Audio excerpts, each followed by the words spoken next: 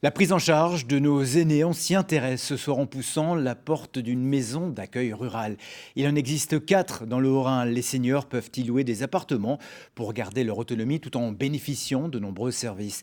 Et c'est dans celle de Sentheim dans la vallée de la Dollère qui fête ses 10 ans cette année que se sont rendus Géraldine Dreyer et Eric Kleinhofer. Madame Rammstein a ses petites habitudes. Chercher le courrier et surtout son journal le matin. Traverser les espaces communs de la Marpa avant de rejoindre à nouveau son appartement. Autrefois, elle vivait dans un village voisin.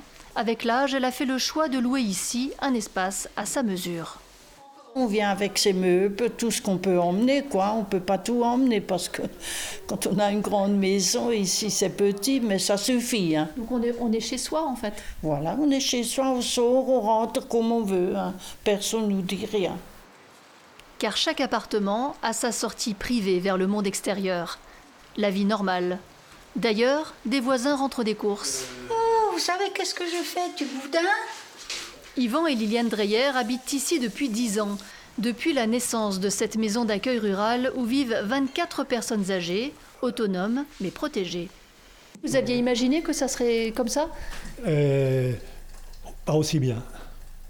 Parce que je vous dis bien, le principe en lui-même, c'est formidable. Là, on n'est jamais seul. Hein. Si on a un petit problème, il y a le personnel qui est là, il y a les responsables qui sont là. Ce couple a fait le choix jusqu'à présent de cuisiner lui-même.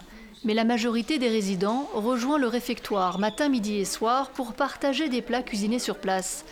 Et comme les menus sont décidés de façon collégiale, c'est moules frites régulièrement. La Marpa de Sentheim a mis quelques années à convaincre les habitants de son utilité pour la vallée. Ma sœur m'a tout raconté de là. Mais aujourd'hui, la plupart des locataires viennent des villages alentours. Ça leur permet d'être dans un environnement qu'ils connaissent, d'éviter ce déracinement, de continuer à avoir ses habitudes également, de pouvoir continuer à avoir les mêmes prestataires, d'avoir les mêmes médecins, les mêmes infirmiers, la famille qui passe également. Pas de réussite sans associer les familles dans cette structure associative qui compte aussi une bonne équipe de bénévoles pour animer le quotidien à la Marpa de Sentheim.